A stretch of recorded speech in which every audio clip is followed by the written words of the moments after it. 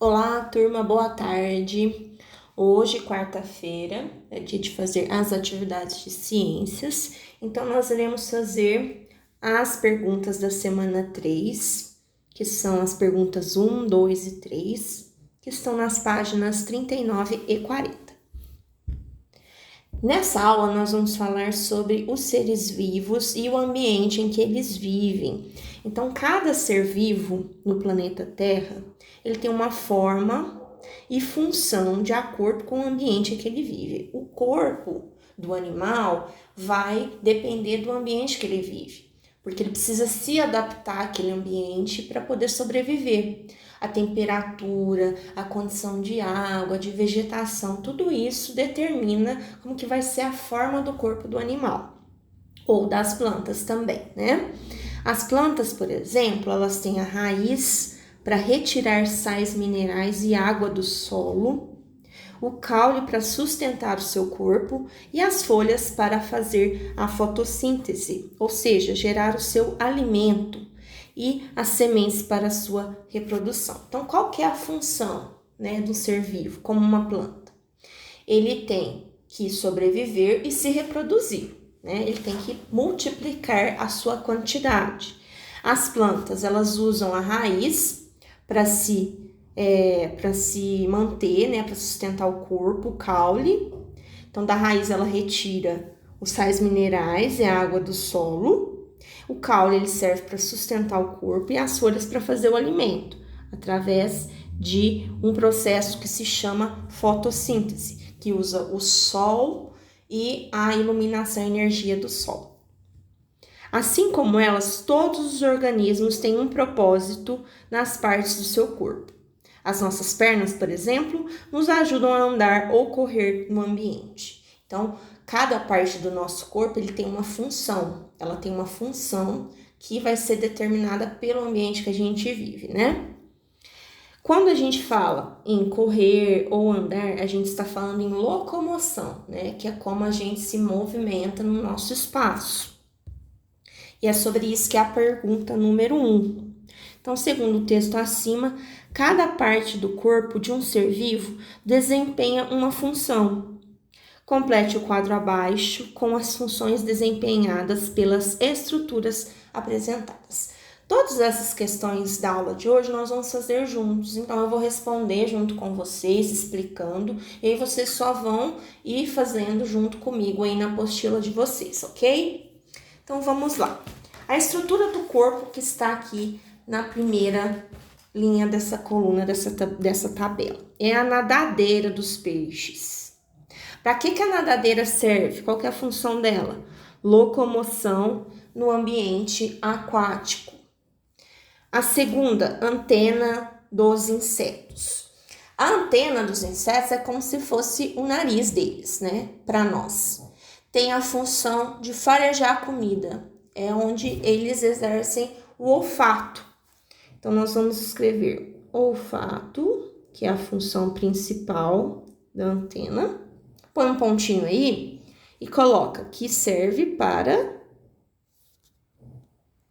farejar a comida.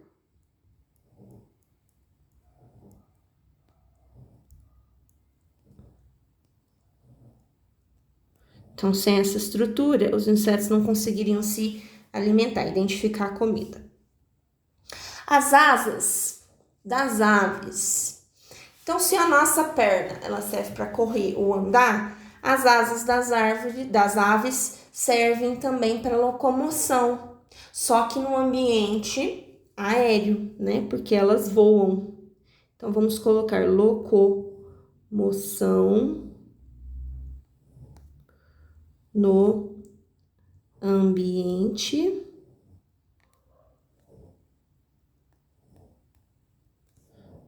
aéreo. E a última é a cauda dos macacos. A cauda do macaco, ela serve como uma terceira perna, vamos dizer assim, né? Então, para o macaco, ele usa a cauda para apoiar no chão para dar propulsão para ele pular, para ele se apoiar nos galhos. Então, é como se fosse um terceiro membro, né? Uma terceira perna. Então, a gente vai colocar apoiar nos galhos. Ups, voltou aqui.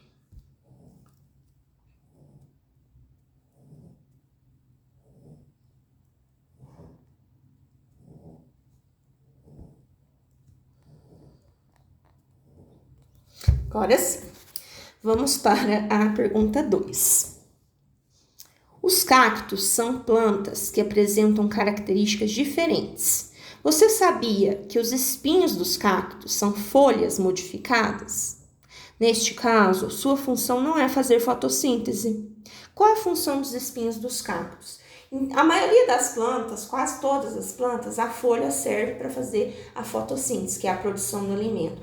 Mas o espinho do cacto, ele tem uma diferente função, que é além de defender a planta, né, que ela tem ali uma função de defesa, porque espeta, né, a pessoa ou o animal que vai ali, ela também serve para evitar perda de água, porque os cactos, eles são plantas que vivem em desertos, em ambientes muito secos, que chove muito pouco. Então, eles precisam desse recurso para não desidratar, para não perder muita água.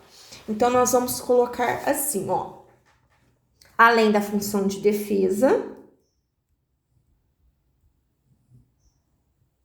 que é defender dos predadores.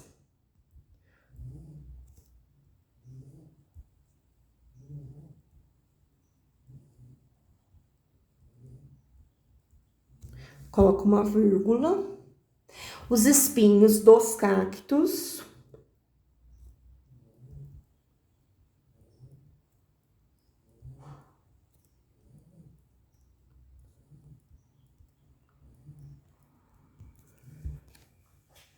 são uma importante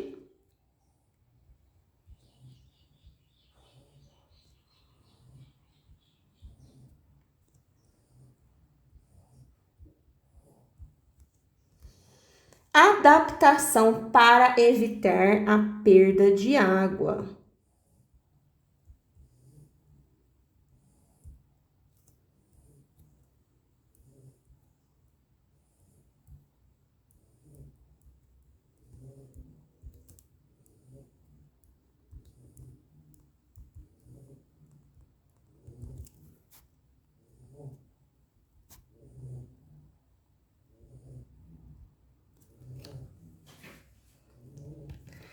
A 3 também vai falar sobre a função de uma determinada parte do corpo de um animal. Os ursos vivem em regiões muito frias do planeta. Eles possuem pelos e muita gordura no corpo. Explique como os pelos e a gordura ajudam na sobrevivência desses animais nos ambientes frios. Você acha que eles sobreviveriam em um ambiente quente? Justifique sua resposta. Então, tem duas perguntas. Para que serve e se eles sobreviveriam sem o pelo e a gordura. A gordura no nosso corpo, ela ajuda a regular a temperatura.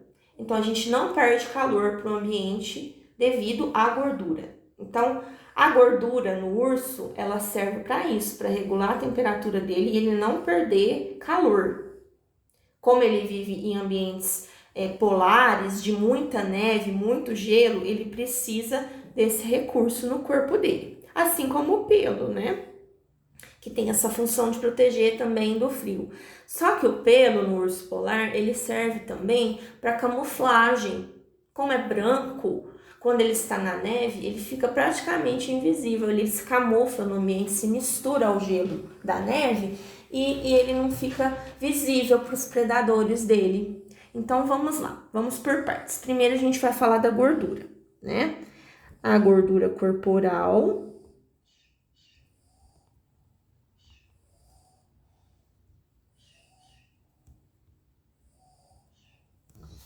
Tem a função de proteger contra o frio.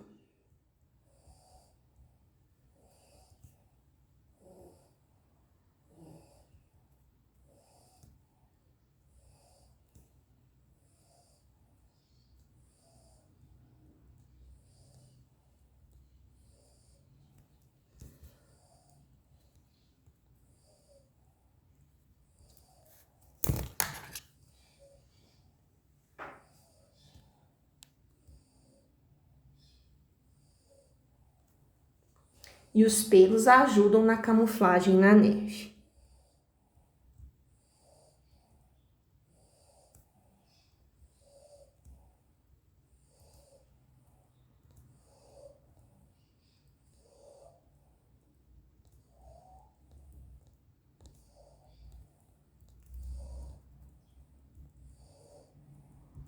Pontinho final. E aí a gente vai falar sobre como ele sobreviveria se fosse diferente o ambiente que ele vive. O urso, ele depende muito do gelo para sobreviver. Então, se ele mudasse de temperatura, fosse para um lugar onde é mais calor, esse calor faria muito mal para o organismo do urso. Então, ele não pode mudar de temperatura. Ele depende do gelo. Se ele mudar de temperatura, é perigoso, pode acontecer alguma coisa ruim, pode ser até fatal para o urso. Então, vamos lá. Os ursos polares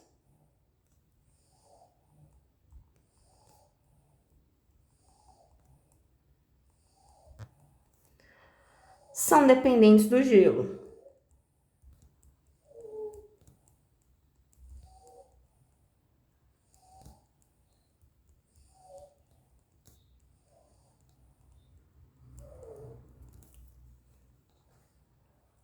Para sobreviver.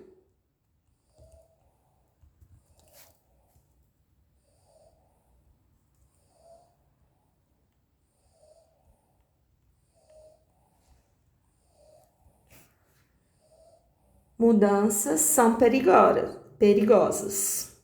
Mudanças de temperatura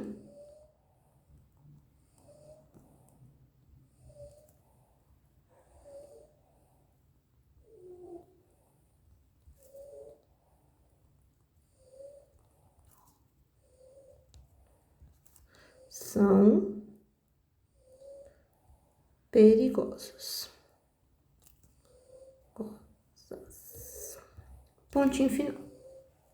Então é isso, pessoal. Eu fiz essa pesquisa em 2 sites para responder essas perguntas. E eu vou colocar aqui para vocês junto com a aula de hoje. Então, quem quiser ler, saber um pouquinho mais sobre isso, dá uma olhadinha nesses 2 sites que tem informações bem interessantes, tá bom?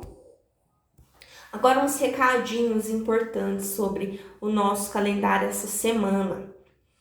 Então, dia 1º e dia 2 de abril, nós não teremos aula, porque será recesso, né? Como o dia 2 é feriado, aí vai ser emendado com o dia 1º de abril. Na segunda-feira, dia 5, volta a aula normal. E no dia 6 é feriado de novo, certo? Então, são essas. No sábado não vai ter aula. Na quinta e na sexta também não. Volta na segunda e na terça tem feriado novamente. Aqui ficou faltando o dia 5, certo?